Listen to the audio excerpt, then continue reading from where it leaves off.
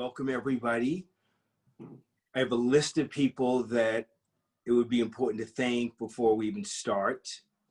I'm Rita Non for setting this up, KP for the entrance and introductions, and for being a great brother. And thanks to Osho, Milton Erickson, and thousands of people from around the world that have helped me learn, helped me grow, helped me expand what I'm able to teach you. And when I was writing my very first book, Milton Erickson said he would help me write this book as long as I promised to teach people how to experience this for themselves. And self-hypnosis is similar to meditation, except that there's a specific goal in mind every time you meditate with self-hypnosis, whether it's pain control or healing or relaxation or reaching a goal. And what I'm reading on said is really true. I brought books of Erickson's in mind to Osho. I brought Osho's books to Milton Erickson, and there was a great connection. Both of them really enjoyed and respected each other's work. And I was thinking before this event today that when my brother and I, and you probably read the story in Osho Times, when he went east and I went west, and people in our family said, oh, so you're going to study medical hypnosis and psychology and all those kinds of things. They had no idea.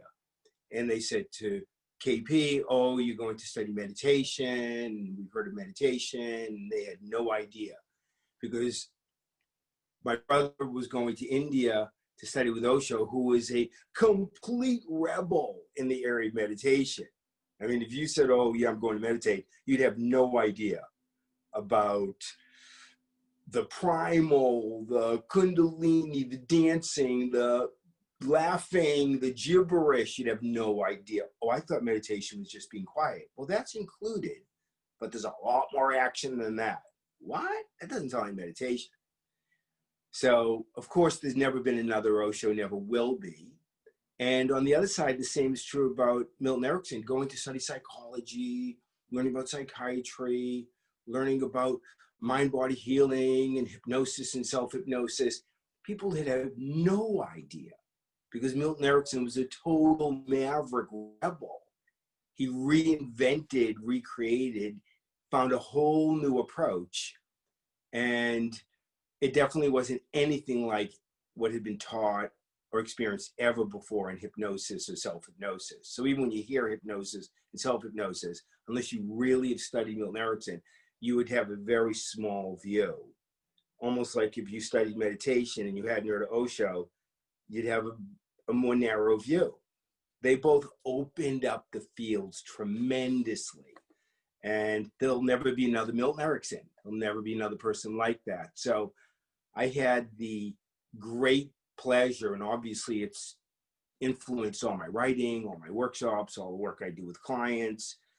And this workshop, this event is about healing, which is probably the most important topic for hypnosis and self-hypnosis. With meditation, perhaps, but really you get to meditation, be able to have an inner peace and peace of mind after you do the inner work with hypnosis and self-hypnosis. So they're a great connection, they're a great bridge. They're both fine on their own. And yet when you put them together, you have 10 times, 100 times, whatever you experience inside yourself, a greater outcome because you put them together. So clearly, we all teach what we need to learn. And so getting into healing was how I got to Milton Erickson. I had chronic back pain, a lot of you know, who've read my books, and one missing part of my back. I'd been in pain a lot of the time. It was always something I tried to hold in and not show and act normal when I was in excruciating pain. And when I found out about Milton Erickson and wrote to him, and many of you have read that story of how we met, that he got into the field because of his own pain. So he got in to heal his pain. And you know, all physical pain is emotional, psychological, spiritual. You can't separate a person out. Oh, that's your mind, that's your body, that's your emotions, that's your spirit. We're one whole being.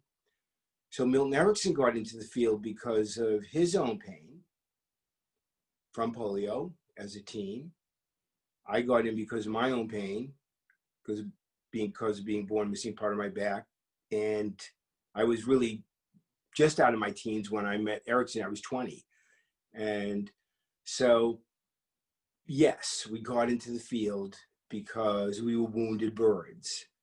We had to heal our own pain.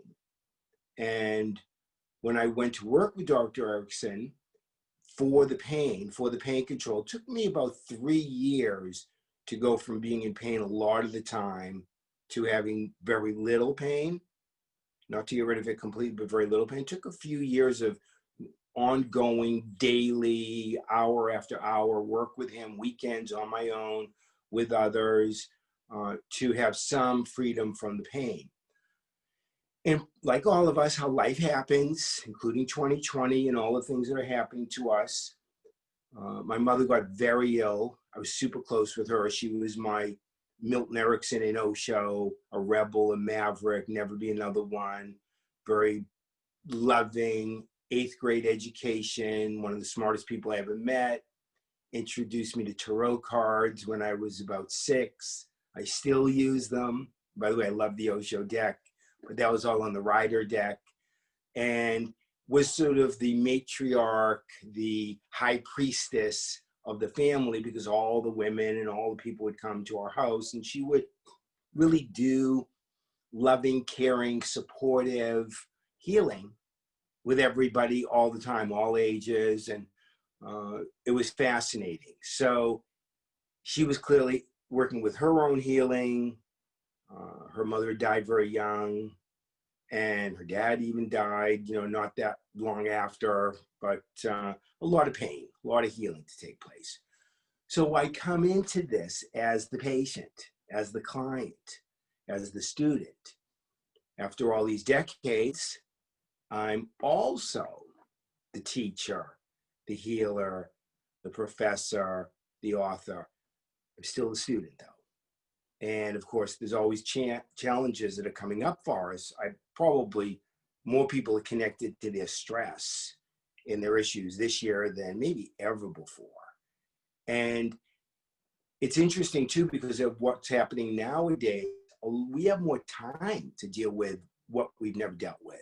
We might have more time to focus on ourselves, but if you don't know what to do with it, you will tend to repeat the same patterns over and over again.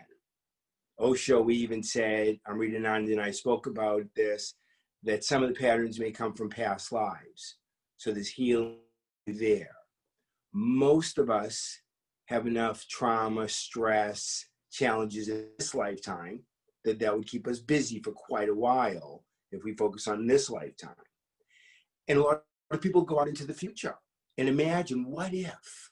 Oh no, when's the other shoe going to drop? Is that the dark cloud again? So a lot of people are already anticipating, negative anticipation, challenges and difficulties and even traumas that they are preparing to deal with and aren't really sure if they're really going to happen. Well, the most important thing about healing is that most people hold in, keep in. A lot of you know I've been part of the ACE study since it started 25 years ago. It stands for Adverse Childhood Experiences, and ask 10 questions about traumas, addictions in your family, mental illness, abuse, all of that, yes or no questions. Based on the answers, hundreds of thousands of people, lots of scientific studies, lots of medical journal articles, are early childhood experiences, and I now have an adult ACE, are grown-up size kid or adult traumas or difficulties. We hold them in and we repress them. They go into our bodies. There's nowhere else for them to go.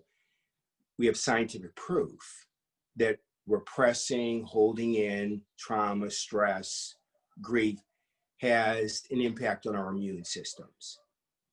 And we have scientific proof that it contributes to cancers, scientific proof that it contributes to heart disease. So most, if not all, of the major illnesses that we face can be better understood as manifestations of what we push down and don't really know how to, maybe don't want to, because there is a handshake agreement of people all around the world that nice people don't talk about difficult things. Just don't do it. You don't air your dirty laundry. You don't tell people what your mother's really like, or what your father's doing, or how they do or don't get along, or who is being very difficult problem in the family. You just don't air your dirty laundry. You don't talk about bad things. Nice people, let's all agree on this, because we already did. So did our parents and grandparents and great-grandparents, and all the way back. Check Ancestry.com, thousands of years. Everybody's agreed nice people don't talk about difficult things. However, to heal, to get well, to have your immune system functioning at full capacity, for your heart to be strong and relaxed, to have inner peace, peace of mind, we have to deal with difficult things. My work is primarily, and we'll be doing this together, is you doing the work with yourself, the healing with yourself. Of course, it's wonderful to do it in groups, and I've done groups my whole career. They're incredibly valuable. And groups can become the stable family that people didn't have growing up. There's a lot of value to sharing and getting support, and you're not the only one going through this. So healing is wonderful with groups and with others, couples, primarily though it happens inside of ourselves.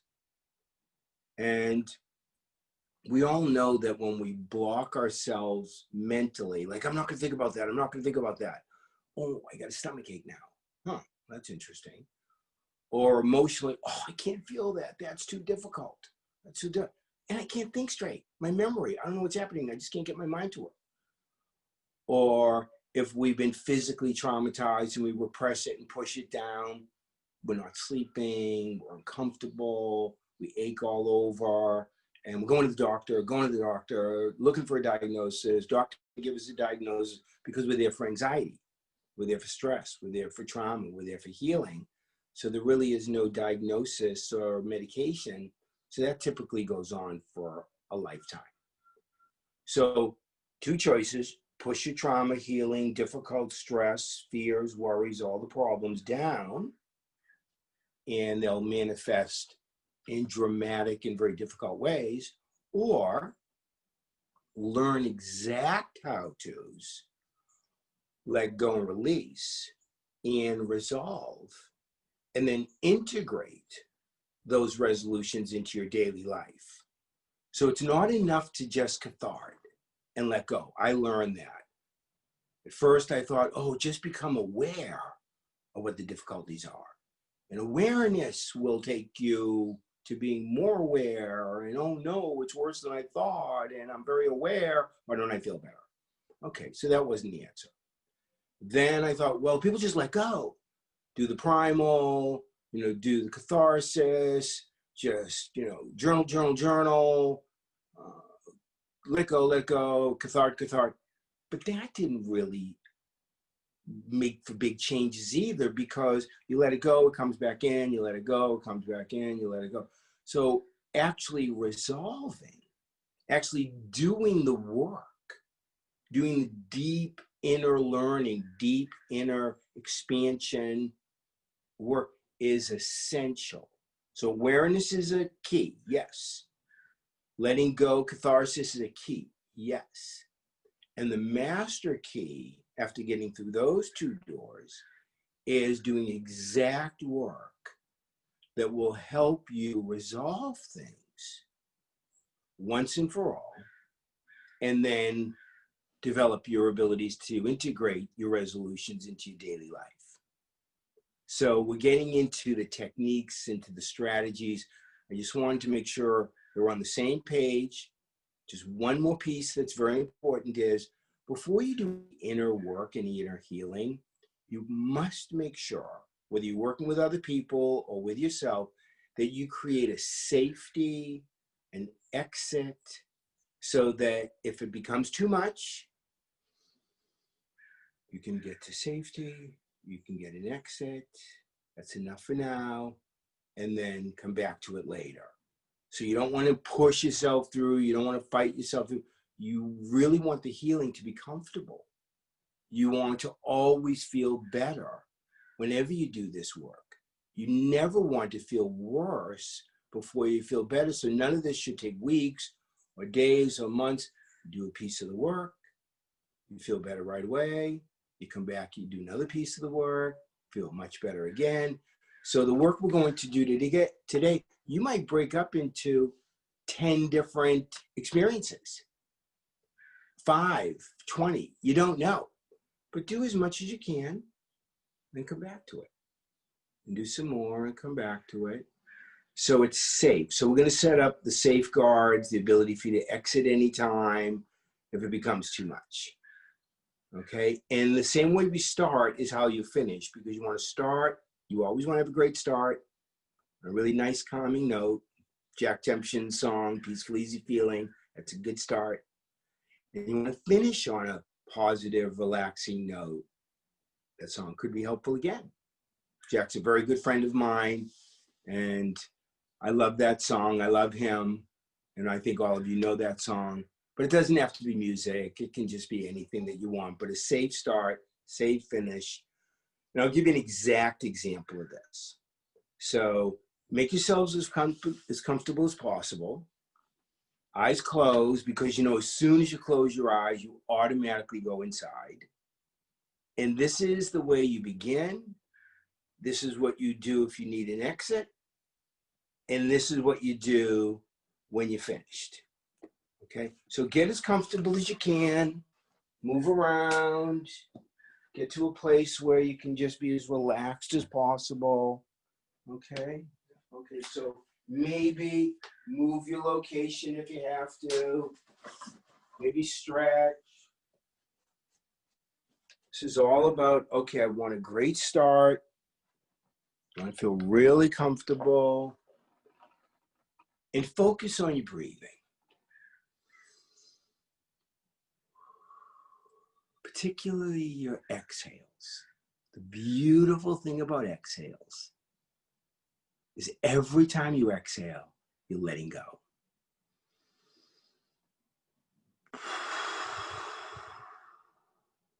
So pay a little bit more attention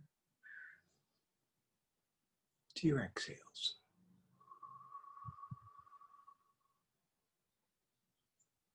Maybe even ride your exhales.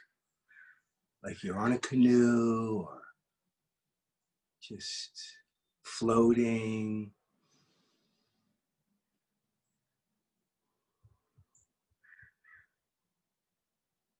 At a river, a lake, alongside of a beautiful location, in a wave at the beach.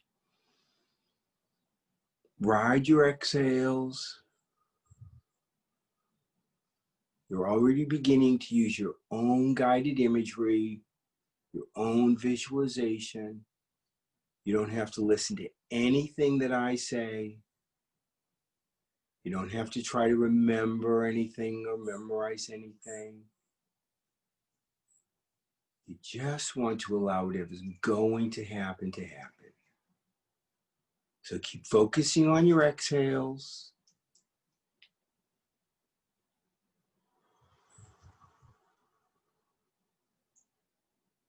This may be one of the most important things you do for yourself now, later today, tonight, in the future, in the far, far future. Is add some dimensions to your exhales, colors. You might use purple. As some of you may know, Milton Erickson was colorblind and could only see purple. His office was almost all purple. from his telephone to his shoes, to the drapes,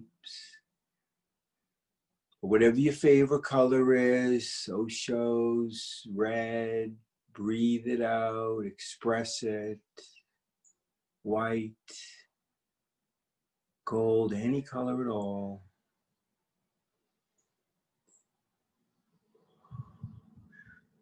So water, colors, exhales, letting go. And anytime you have extra difficulties or stress in our work together, your work when you're by yourself,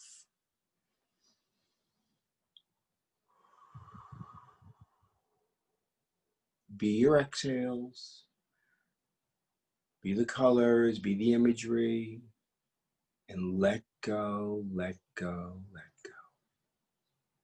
You can even say let go to yourself as you exhale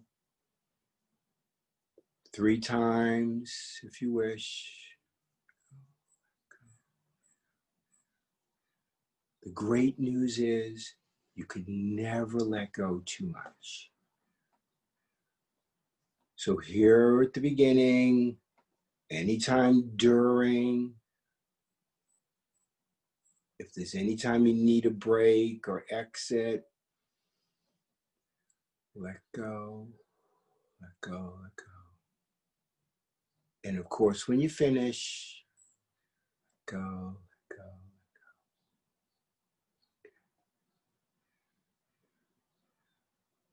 Now we're ready to move into exact techniques, exact system for healing. Now we both know, all of us know, we can all agree that we can breathe our way through anything.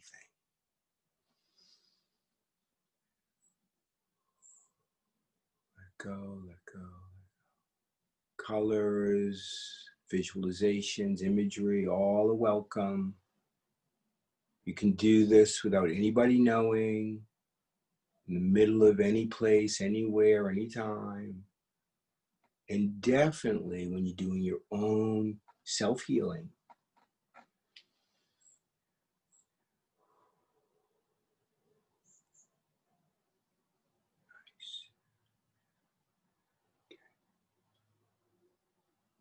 Now moving into healing,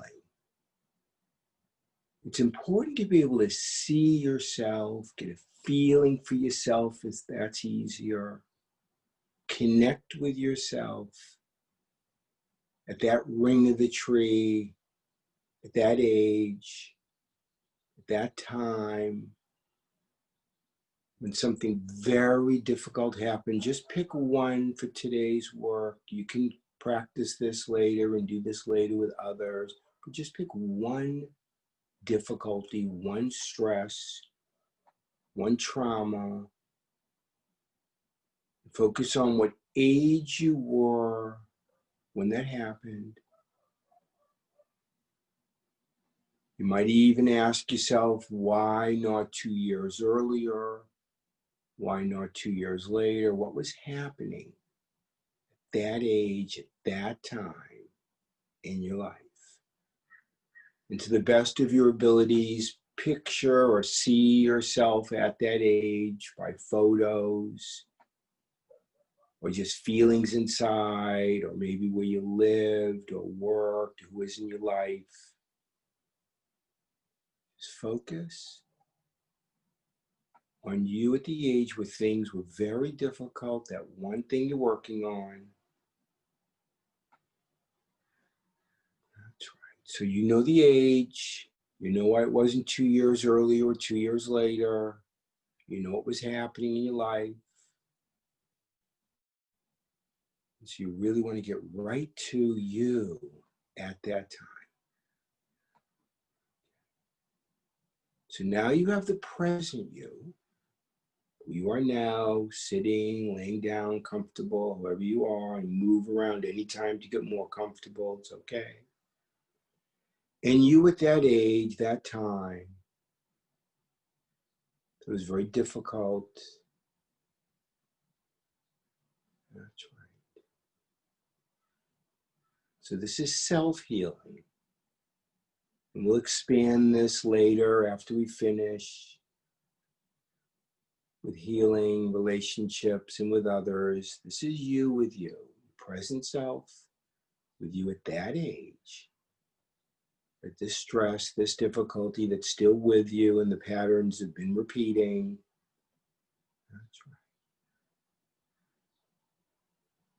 And you want to now, with your present self here, give this age, this time, a chance to speak. One of the best ways to let go is to communicate. People oftentimes say, well, what is letting go? It's communicating, expressing, verbally, non-verbally, within yourself, with others, to the sky, to a pet. It's communicating. It's not the only way, it's just a very effective way.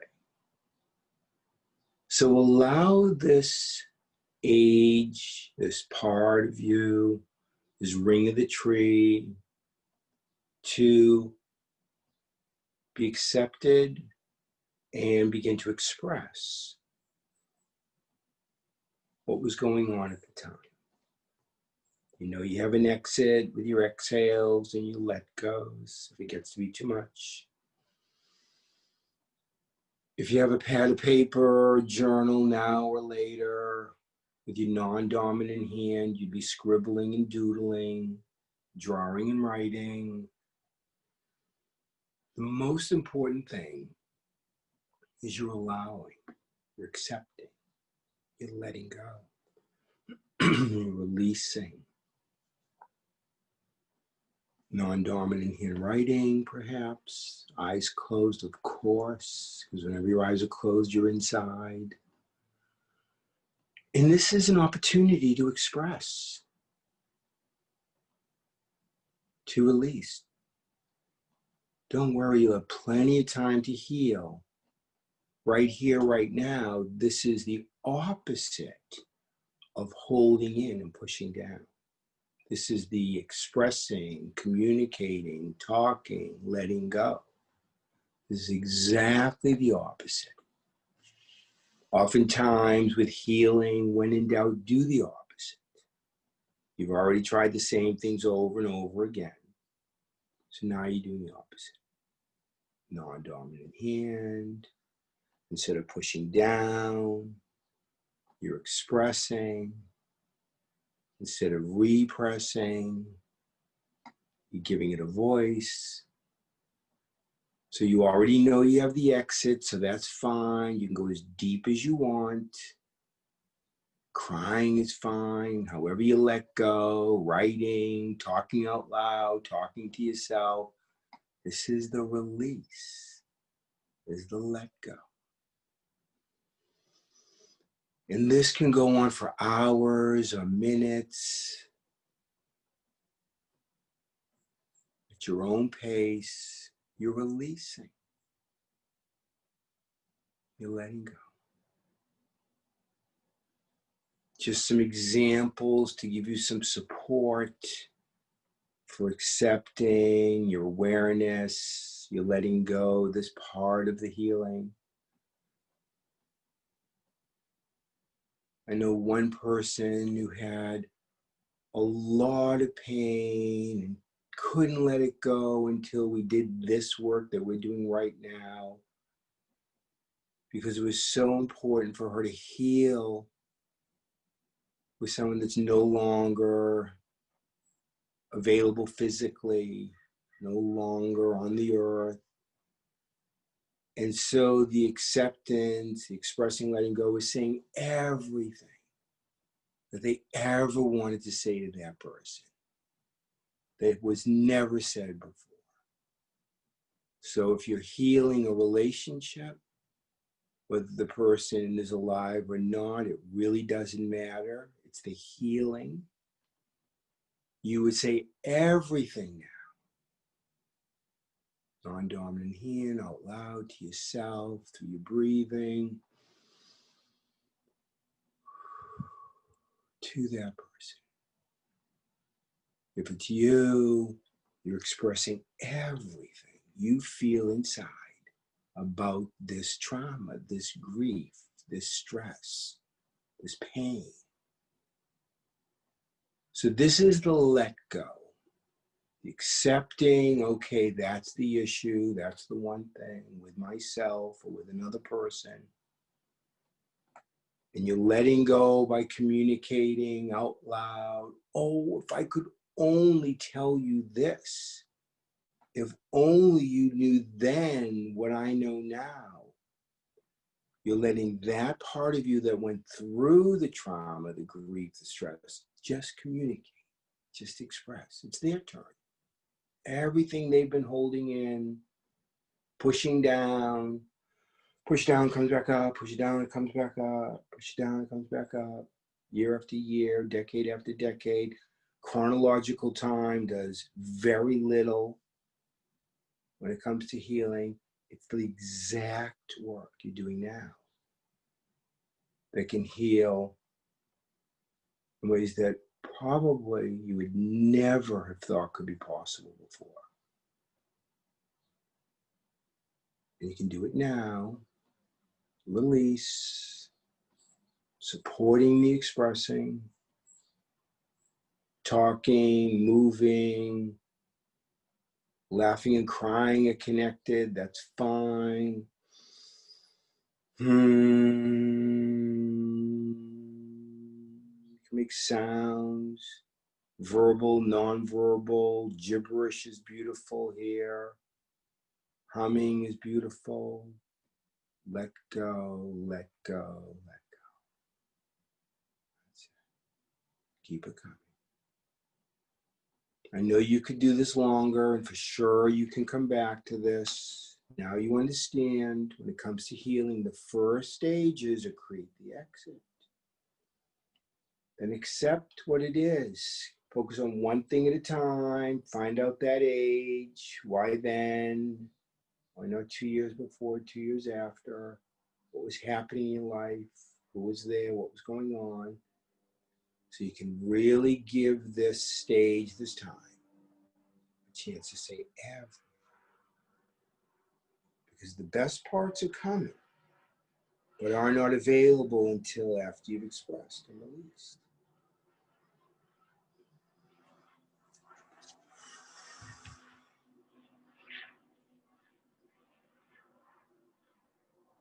When you feel like you've released enough, or you know what you're doing, so you'll come back to this later.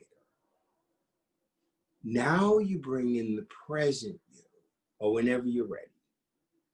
Do this at your own pace.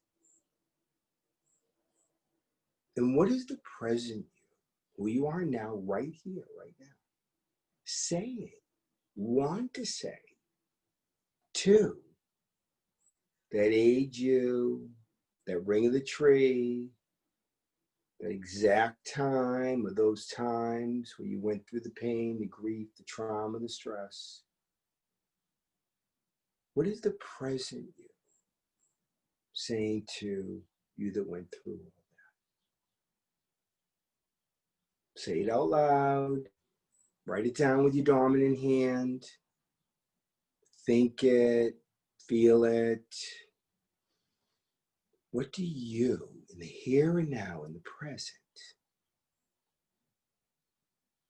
want to say to you that went through all of that? Of course, there's hugs, there's eye to eye, soul to soul, truth to truth, love to love, present you.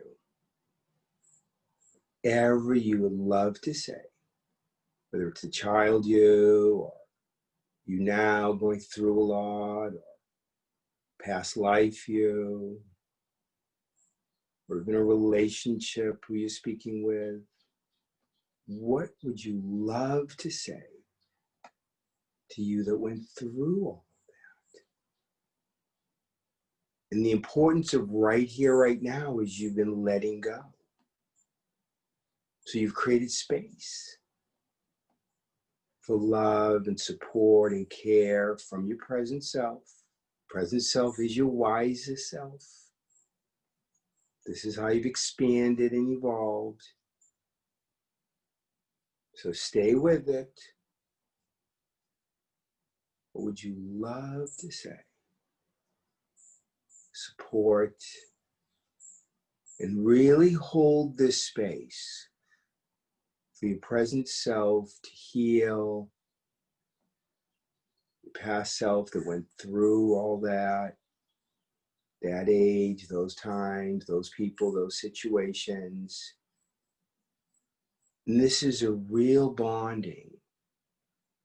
This is a real connection. The early ages of you, your rings of the tree are with you forever. And to be able to love and understand and allow those early rings, those early times, those traumas and griefs to get expressed and now healed. We all know that love is the most powerful healing force in the world. And so your present self is giving love to that age you. And of course, it's reciprocal. Everything is. So you're also present self receiving love from that child, that age, that time, difficulty, grief, trauma. So now it's becoming a dialogue instead of two monologues. Starts as a monologue, trauma, grief, stress, expressing. The response from the present you is a monologue, caring, supporting, loving. Now, right here, right now in the moment, perhaps for the first time, or maybe the deepest learning time, there's a dialogue, conversation between that part of you that's been needing healing for so long and the present you that's been wanting to be the healer and give the healing. Now the dialogue begins. Perhaps this is where the riches are. And you know to never waste a moment when you're connecting and dialoguing with yourself like this. These moments are like diamonds. You don't want to throw them away. You want to communicate. You want to give the love, receive the love. This is reciprocal. This is your all in, all of you. Your immune system, your head, your heart. 100 billion cells in your brain. The trillions cells circulating, communicating, cascading inside of you. Cellular experience because of your breathing, your presence, your openness, conversation, the bridge. And this is an ideal time because the soil is so fertile inside of you. The seeds you plant now can grow enormously, perhaps more than ever before. How would you love this healing to support your meditation? This would be the moment. Coming moments are the moments to visualize, feel, say it to yourself inside or out loud. How would you love your healing to be integrated into your meditation, into being meditative, into feeling more alive, into feeling more present, more peace. Inner peace is worth more than anything.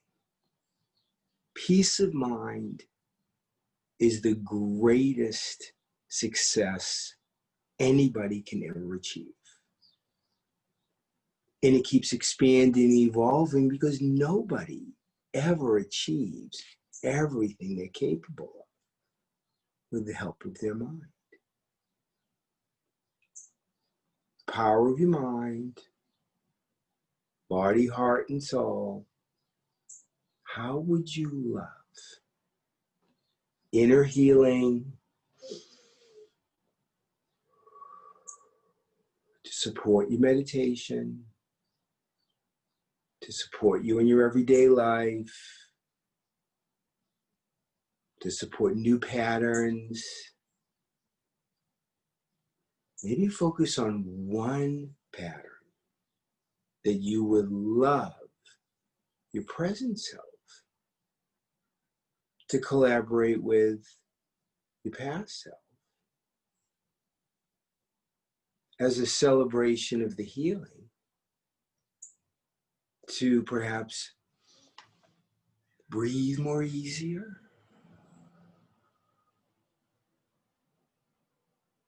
to be more present,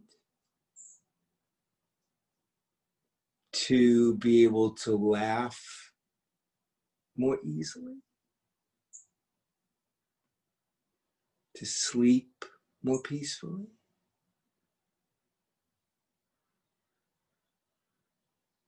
to eat more intelligently,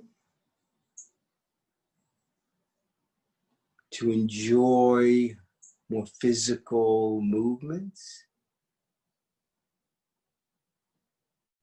to enhance your yoga. How would you love present self with the love and healing now to collaborate, communicate, connect with your past self, so problems are becoming resources, negatives are becoming positives? That's right. Stress is becoming a bridge, so we can welcome difficulties, we can communicate about difficulties. We don't have to have that handshake agreement with ourselves to never talk about them. We can have the opposite, where our inner self and outer self are always communicating, where we free ourselves up inside. Our past selves are rings of the tree, so we can be the present ring and love and accept and support and take care of all the earlier rings, all the ages, every age, and from even before conception. So take your time. We all know it's amazing how much can grow from one seed. So plant some seeds of how you would love your healing from your present self to integrate with the healing you've done with past self or past relationships or past issues. Focus on what you would love to integrate into your daily life. Perhaps it includes your breathing. You know, whenever you do any healing work, and I'll say this every time because it's so important, that you start off with your breath work and relax comfortably. You remind yourself, if it ever gets too difficult in everyday life or when you're doing your healing, you can breathe your way through anything, and you have exact techniques. And always finish with your breath work, what you would love to integrate into your daily life from the beautiful inner work, deep learning, communication that you've done.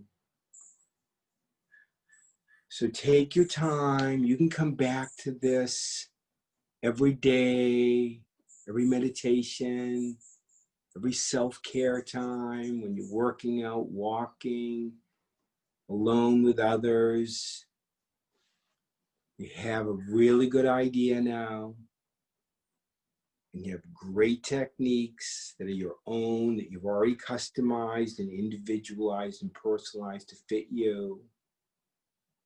That's part of what makes them so helpful, is that they're all you and all yours. You relax beautifully, exit, set up, protection. Expressed everything about what needed to be expressed, so you released instead of pushing down and holding in. You brought in your present. Monologue back, support and love, and the dialogue and the communication. And then moved forward after all of that, no matter if it takes a long time or a little time, it really doesn't matter. It's all you, it's all yours. And finish, relaxing, breath work, focusing on what you would love to integrate into your daily life. And just today, from this event, from this time together, how would you love to feel the rest of today, tonight, night's sleep? And say it to yourself, just think it. You don't even have to be concerned about how you say it, because you know what you mean. And maybe if you're feeling courageous and ambitious, how you would love to integrate this into your daily life between now and next week. It's a lot of time. There's a lot of situations that will occur. The rest of the year, that could be very helpful right now. Into the future, the far, far future. At some point, you'll be learning how to communicate with your future self. Planting seeds, that's called age progression. We've been doing what's called age regression with presence to feel more whole, more integrated, more relaxed, more confident, just from doing some inner work, some inner healing. So all of this can be very helpful. You're learning how to protect yourself as opposed to the old ways of overprotecting yourself. You're learning how to integrate hypnosis with meditation. You're definitely connecting with your past, present, future selves. All the rings of the tree, even the ones that haven't grown yet. And when you take care of yourself with your mind, your body, your heart, your spirit, not only does it help your immune system, but it really helps your creativity. Helps you feel more joyful. You're able to do what Milton Erickson reminded me to do every day. And when he reminded me of something, he reminded me so I didn't forget. Ask yourself, what's right about my life? What's right about self-healing? What's right about letting go instead of pushing down? What's right about two monologues becoming a dialogue? What's right about integrating this into my daily life and focusing on feeling more relaxed and confident, or have more peace of mind? What's right about that? So take your time and finish with this at your own pace. We love a great finish. So focus on what you would love to integrate. Take your time. And finish at your own pace whenever you're ready. We'll have time for some more examples or stories or questions. And yeah, like coming out of the movies during the daytime, you know it's going to be light and bright when you step outside, so you probably have to adjust your eyes to the light. Take your time. Everything's at your pace. Whether you do this like a turtle or a racehorse, it's okay. Do it at your pace.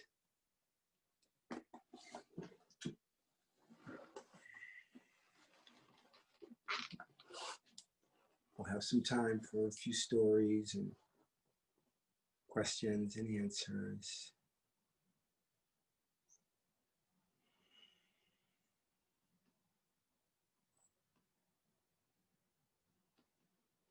I want to make sure everybody's back before I share any of the stories, because these stories are separate from us. There are other people that went through different things.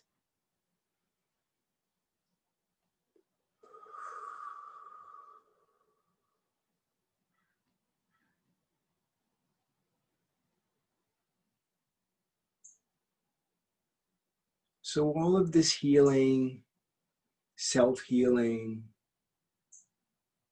is the way to bridge hypnosis, self-hypnosis with meditation.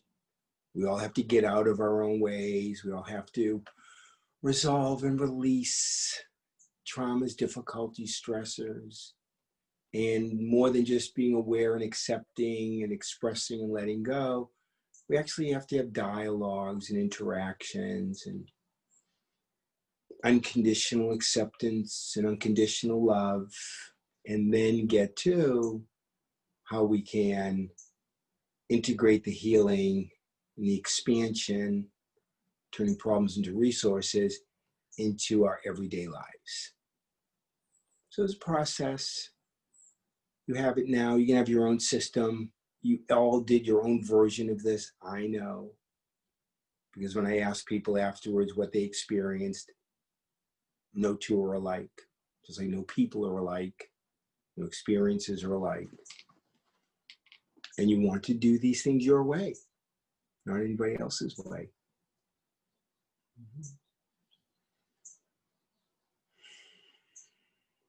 Okay. So I'll give you the first examples, first story of somebody that did this work, because it's the probably easiest to deal with. It probably is distant because nobody has probably ever done anything like this.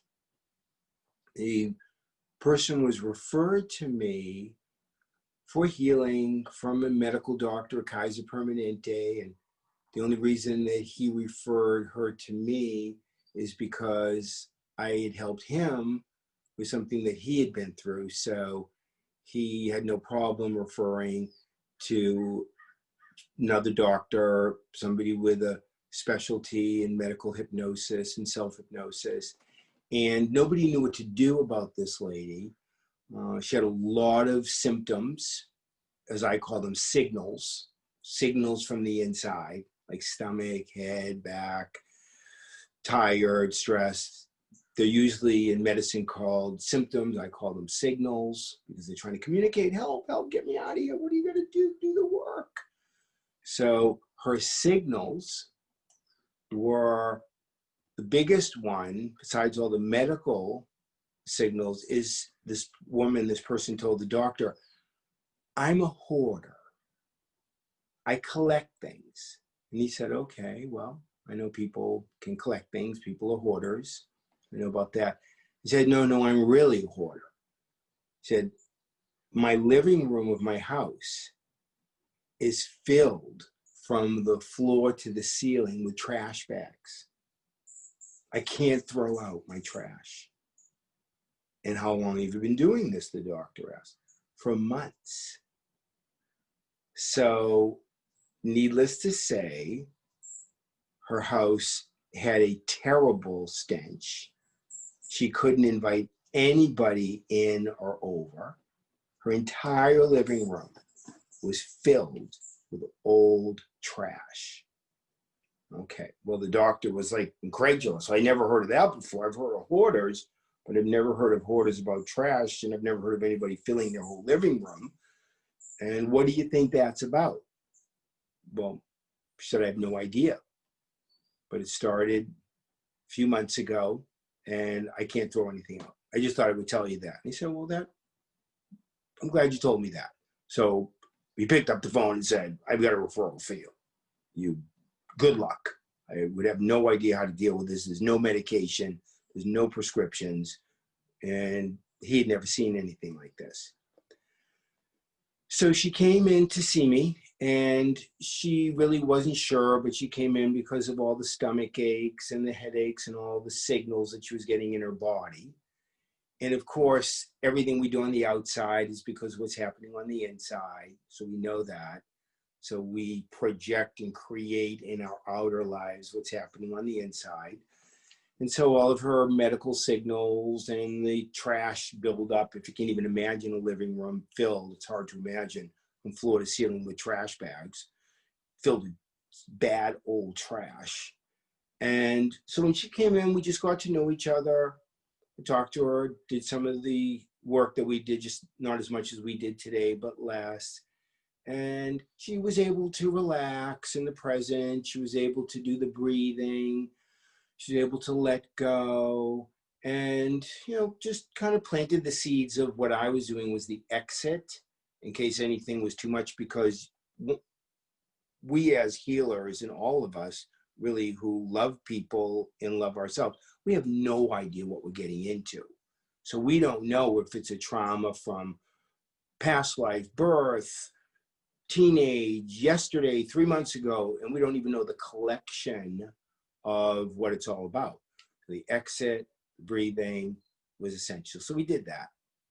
And she came in the second time, and we got to the letting go, the releasing, at what age did this first start, the stress, the trauma, the work. She did that, all kind of the work that we did in the second meeting.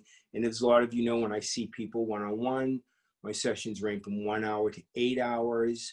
So this was an 8-hour session all day at the beach, and basically did all the catharsis, all the awareness, all the communication, the 2 monologues, the dialogue, and she did beautifully. It was fascinating what came up. It was old stuff, present stuff, relationship issues, self-esteem. It was a whole lot of trash bags of a whole lot of stuff that came out that day at the beach. She went back to the medical doctor about a week later, and he was very interested to hear what happened. And he said, well, how was your appointment with Dr. Alman? He said, oh, he's a very nice person. I liked him. We did a long session. It was interesting. It was a great location. But I don't really know what happened. I didn't really see any big changes. But I was nice and enjoyable, and it was helpful. And I probably feel a little bit more relaxed. So oh, that's nice. And she said, oh, by the way, that living room I told you about, it's all cleaned. I cleaned it all up. There's no more trash bags in there. And I ordered new carpeting because it looked like I needed new carpeting there. And I got all white carpets. And he was like, wow.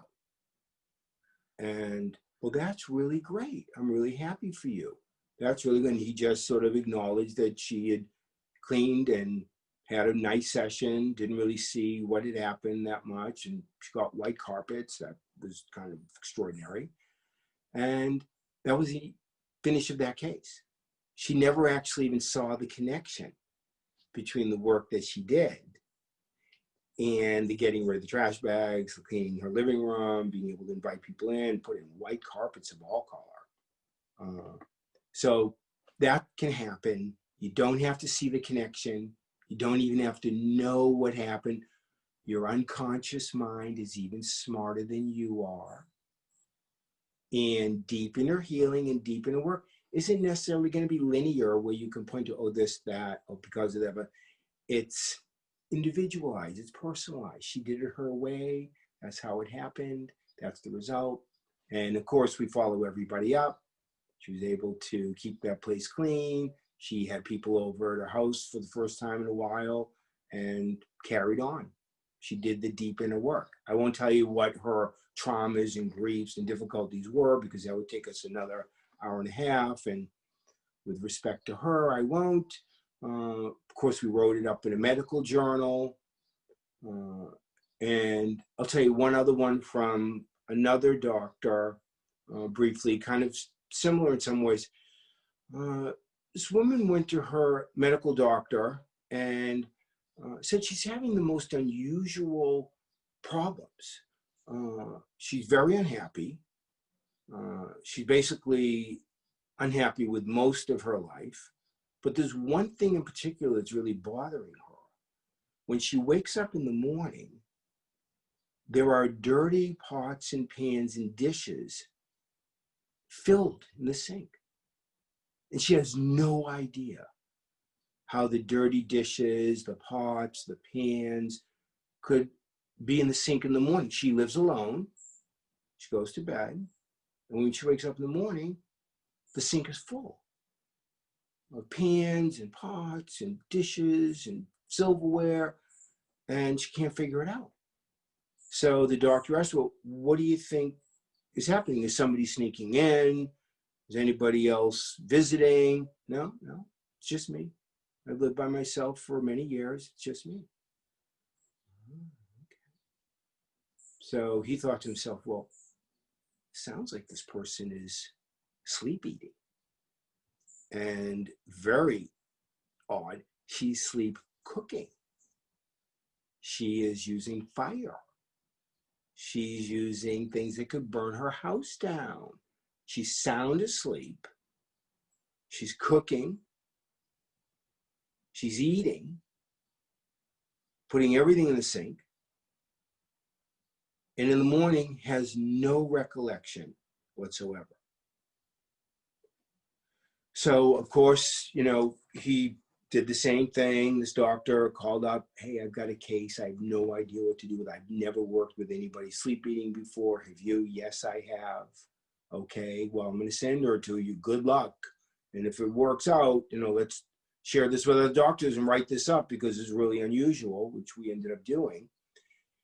Very similar to our work today, very similar to going back to allowing the monologue to come out, present, the dialogue. Extraordinary traumas and difficulties came out. I won't go into those. If you want to read the article, actually, this person wrote a book of her own years later. This person, and if you're interested, I'll tell you, it's quite a story. And basically, by doing the healing, the sleep eating, sleep cooking, sleep lighting fires on the stove, all of that completely stopped. And she was no longer sleep eating, which was good, because that could have been very dangerous. And it was all resolved. And it was because of a lot going on in the past, rings of the tree, that had never been resolved, that had to manifest, because they do. Whether it's in our bodies, in our heads, in our relationships, in our activities, it's all going to manifest. Anything you push down is going to come back up. And it's going to come back up in signals that you would never recognize to be able to connect to the traumas and the difficulties. And she did the work that we did. Took her 3 all-day sessions. It was a lot more work. She had a lot more difficulties. And it started very, very young, and a lot of abuse, and got it all worked out. Follow her up years later, fine, healthy.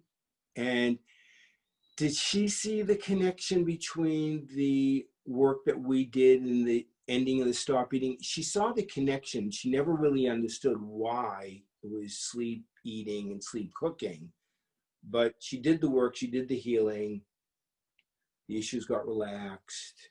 She took great care of herself. And as I said, she's written a book. She actually has had an amazing career, and her life changed dramatically for the better, inside and out. So our signals, our manifestations of the things that we have to heal, we all know because we all have them, can be extraordinary. And being able to really be accepting and listening, and then being able to monologue, dialogue, 3 days of work, well, that's, like 30 years of work, because it's intense, there's nothing else going on, no breaks but the bathroom and lunch, and just like 30 years of work in 3 days.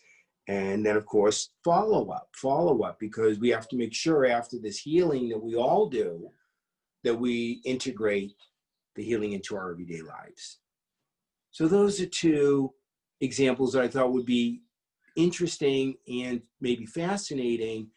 There's a lot of others that I've written about in my books and in medical journals that are more dramatic and more difficult. And I'll save those for another time where you can read about those. Thank you, everyone. Thanks, KP, Osho, and Erickson. Thank you, everyone. Thanks, KP, Osho, and Erickson.